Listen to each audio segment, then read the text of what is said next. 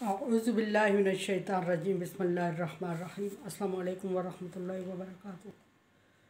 सूरह यूनुस है मेरे सामने और सूरह यूनुस की आयत नंबर 26 है और पारा नंबर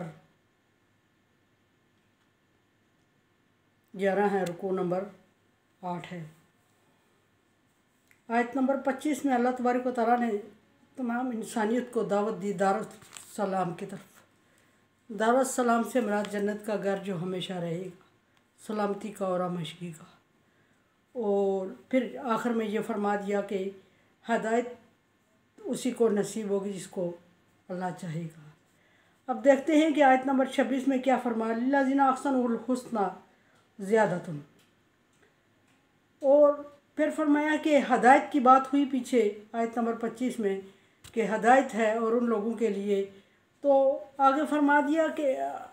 जिनको अल्लाह चाहेगा। आगे फरमा दिया कि लिल्लज़ीना अहसनु, और उन लोगों के लिए जिन्होंने एहसान किया, हुस्ना ज़्यादा, उनके लिए उनके एहसान से कहीं ज़्यादा बदला दिया जाएगा। अब यहाँ बात पहले जो समझनी है, हमने एहसान की समझनी है कि एहसान किसको कहते हैं। एहसान किसी चीज़ को इंतहाई खूबसूरती के साथ पाया तकमील तक पहुँचाने का नाम एहसान है। किसी चीज़ को इंतहाई खूबसूरती के साथ पाया तकमील तक पहुँचाने का नाम एहसान है। और अल्लाह तबारक व तआला ने फरमाया कि जिन्होंने इंतहाई खूबसूरती के साथ ईमान को कबूल किया और खुलूस नीयत के साथ, और फिर ईमान को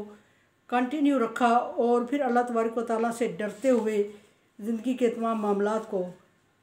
खूबसूरती के साथ अंजाम दिया, उनके लिए अल्लाह तबारक व तआला उनकी सोच से या उनकी कोशिश से कहीं अच्छा अंजाम देंगे। यहाँ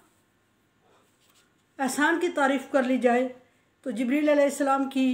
हदीस कुदसी के मुताबिक जो हुज़ूर सल्लल्लाहु अलैहि वसल्लम से जिब्रील अलैहिस्सलाम ने सवाल किया, मल आसान, ए नबी सल्लल्लाहु अलैहि वसल्लम एहसान क्या चीज़ है? तो आप सल्लल्लाहु अलैहि वसल्लम ने एहसान की तारीफ़ करते हुए फरमाया, अंताबुदुल्लाह कान्नका तराहु फ़इन लम तकुन तराहु फ़इन्नहु यराक, कि एहसान ये है कि अल्लाह तबारक व तआला की इबादत तो इस तरह करे कि जिस तरह तो अल्लाह तबारक व तआला को सामने देख रहा है, ऐसी कैफियत बनाए। और अगर ये कैफियत नहीं हो सकती, फ़इन्नहु यराक, तो ये कैफियत कम अज़ कम बना दो कि वो तुम्हें देख रहा है।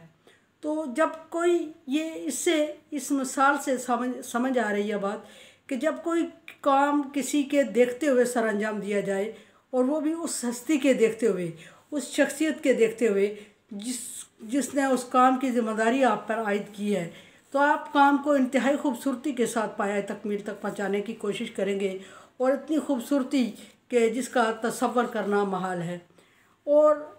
तो यहाँ फरमाया कि इबादत उस तरह कर कि गोया तू अल्लाह को देख रहा है, और अगर ऐसी कैफियत नहीं पैदा कर सकता तो कम अज़ कम ऐसी कैफियत बना कि अल्लाह तुझे देख रहा है। अगर ये कैफियत बनती है कि बंदा ख़ुद उस बंदे को सामने देख रहा है जिसने उसको ज़िम्मेदारी दी है, काम दिया है, तो फिर वो कैफियत मुख्तलिफ होती है, लेकिन बहुत ही आसान तरीके से उसमें काम सर अंजाम दिया जाता है। लेकिन अगर वो कैफियत नहीं बन सकती तो फिर अल्लाह तबारक व तआला ने फरमाया, नबी सल्लल्लाहु अलैहि वसल्लम ने फरमाया, इन्नहु यराक, कि वो तुम्हें देख रहा है,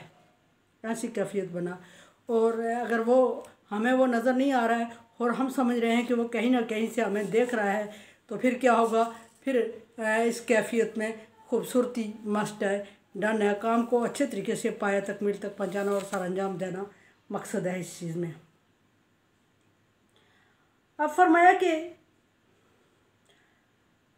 जिन्होंने अच्छे तरीके से पाया तकमील तक पहुँचाया, उनके लिए उस तरह का बदला नहीं दिया जाएगा, हुस्ना ज़्यादा, उनकी खूबसूरती, उनके हुस्न, उनके एहसान से कहीं ज़्यादा खूबसूरत और आसान बदला उनको दिया जाएगा। वला यरहकु वुजूहहुम क़तरुन वला ज़िल्ला, और ना उनके चेहरे पे शर्मिंदगी की स्याही होगी और ना ज़िल्लत और नदामत होगी। यानी अल्लाह तबारक व तआला के सामने जब हाज़िर होंगे तो अल्लाह तबारक व तआला उनकी कैफियत को ऐसे बना देंगे कि जिस तरह के कोई बंदा किसी गलत काम के करते हुए पकड़ा जाता है या गलत काम का अंजाम होता है, तो सदमे की एक कैफियत की तरफ इशारा किया जा रहा है कि उस कैफियत में इंसान का रंग स्याह हो जाता है और कालख जैसे कि मल दी जाती है इंसान के मुंह पे, इस तरह के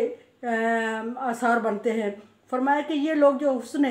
कारकर्दगी करते हैं ईमान में खूबसूरती के साथ और अल्लाह तबारक व तआला के अहकामात की पैरवी करते हुए ज़िंदगी गुजारते हैं, उनको उस स्याही से और उस ज़िल्लत से अल्लाह तबारक व तआला निजात दे देगा। और वो कैसे होगा? वो पहले ही उनके दिल में कैफियत ऐसी पैदा कर दी जाएगी कि जिस कैफियत के मुताबिक वो समझेंगे कि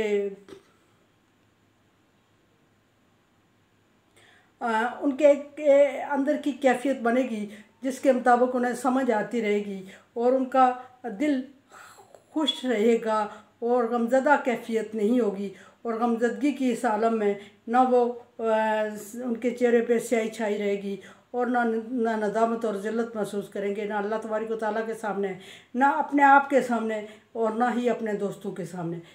अच्छा, एक नदामत वो भी होती है जो बंदा अपने तौर पे महसूस करता है, किसी दूसरे को परवाह हो या ना हो उसको अपनी नदामत होती है और उस नदामत से उसका चेहरा स्याह हो जाता है और उसकी आंखें झुकी रहती हैं और शर्मसारी के से आसार होते हैं और वह नज़र उठा नहीं सकता। तो अल्लाह तबारक व तआला ने इससे मना फरमाया कि ऐसा उनके लिए नहीं होगा, बल्कि बहुत खूबसूरती। वला यरहकु वुजूहहुम कतरन वला ज़िल्ला उलाइका अस्हाबुल जन्नह, जिनके चेहरे ना स्याही माइल होंगे, स्याही ज़दा हो जाएंगे सदमे से, और ना ज़िल्लत और नदामत से आंखें झुकेंगी, वो जन्नती लोग होंगे। उलाइका अस्हाबुल जन्नह, वो जन्नत के मालिक होंगे और वो जन्नत में रहेंगे। और जन्नत अल्लाह तबारक व तआला ने फरमाया कि आर्जी तौर पे नहीं, हुम फिया खालिदून, वो हमेशा उसके मालिक और वारिस रहेंगे। और अल्लाह तबारक व तआला जन्नत की हर नेमत का उनको मालिक बना देगा और खुश और खूबसूरत ज़िंदगी उनको अता फरमाएगा। जिस तरह के उन्होंने दुनिया में दीन इस्लाम की खातर या ईमान की खातर कुर्बानियाँ दी और जितनी मुश्किलें उठाईं, उससे कहीं ज़्यादा एहसानात अल्लाह तबारक व तआला की ज़ात उन पर करेगी। फरमाया कि वल्लज़िना कसबुस सय्या, लेकिन वो लोग यहाँ जो बुराई करते हैं, फरमाया कि जो अच्छाई करते हैं उनकी अच्छाई से कहीं गुना ज़्यादा बदला दिया जाएगा। ये बहुत बारहा अल्लाह तबारक व तआला ने अपना उसूल ज़िक्र किया कि जो बंदा नेकी करता है उसको 10% बढ़ा के दिया जाएगा और कम से कम उसका 10% होगा और ज़्यादा से ज़्यादा की कोई तादाद नहीं मखसूस की गई, अल्लाह तबारक व तआला ने नहीं की। ज़्यादा से ज़्यादा अल्लाह तबारक व तआला बहुत ज़्यादा उसको अनायत फरमाएंगे, 700 गुना उससे भी ज़्यादा बढ़ाने का चांसेस है।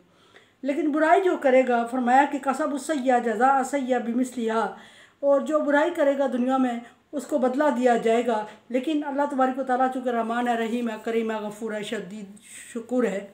और 70 माओं से ज़्यादा शफीक है, तो इसलिए अल्लाह तबारक व तआला ने बुराई का बदला उतना ही रखा है जितना उसने बुराई की है। जिसने बुराई की मिसलहा बिमिसलहा, कसबुस सय्या जज़ा सय्या बिमिसलहा, और जिसने बुराई की उसको बुराई का बदला उसकी बुराई के बराबर ही दिया जाएगा। वतरहकुहुम ज़िल्ला, और उनके चेहरों को पर स्याही मल दी जाएगी, स्याह हो जाएंगे, सदमे की शिद्दत से स्याह हो जाएंगे। और फिर उनको सदमे की शिद्दत से स्याह होने के साथ साथ अल्लाह तबारक व तआला फरमा रहे हैं कि उनके ऊपर ज़िल्लत और नदामत डाल दी जाएगी, जिस ज़िल्लत और नदामत की वजह से उनकी आँखें झुकी हुई होंगी और वो झुकी हुई आँखों और शर्मसारी के सामने शर्मसारी के मारे ना किसी से बात कर सकेंगे और ना किसी को चेहरा दिखा सकेंगे और ना परेशानी से किसी को मुंह दिखाने के काबिल रहेंगे। वतरहकुहुम ज़िल्ला मा लहुम मिनल्लाहि मिन आसिम, और वो वक्त ऐसा होगा कि वो जिनकी पूजा पाठ करते थे, जिनके साथ ज़िंदगी गुजारते थे, जिनके लिए अल्लाह तबारक व तआला को हट के जिनकी पूजा करते थे, जिनकी इबादत में लगे हुए थे, और वो जो उनके वालिदैन, जो उनके दोस्त यार, जो उनके मददगार और जो जितनी बड़ी उनकी पार्टी थी, उनमें से कोई भी अल्लाह के यहाँ उनके काम नहीं आएगा, कोई भी अल्लाह के यहाँ उनके काम नहीं आएगा, ये अल्लाह से उनको बचाएगा नहीं। कान्नमा उशियत वुजूहुहुम कितान मिनल लैल मुज़लिमा, और उनके चेहरा इस तरह स्याह होगा, इस तरह उनके चेहरे पे अंधेरा छाया होगा, दूसरी सूरत में कालक मल दी गई होगी, जैसे कि इंतहाई शदीद अंधेरी रात की तरफ इशारा करते हुए फरमाया कि उनके रात का एक टुकड़ा है जिसमें शदीद अंधेरी रात है, जिसमें बादल छाए हुए हैं और उसकी स्याही का कोई अंदाज़ा नहीं कर सकता। उस तरह की रात की एक टुकड़े की मानंद उनका चेहरा होगा, और यानी कि उनको अपने हाथ पांव सुझाई नहीं देंगे और आगे सामने खड़े हुए बंदे को वो देख नहीं सकेंगे। उलाइका अस्हाबुन नार, उनको देख के बाकी लोग भी अंदाज़ा लगा लेंगे कि ये जहन्नमी हैं, और वो ख़ुद भी अंदाज़ा उनको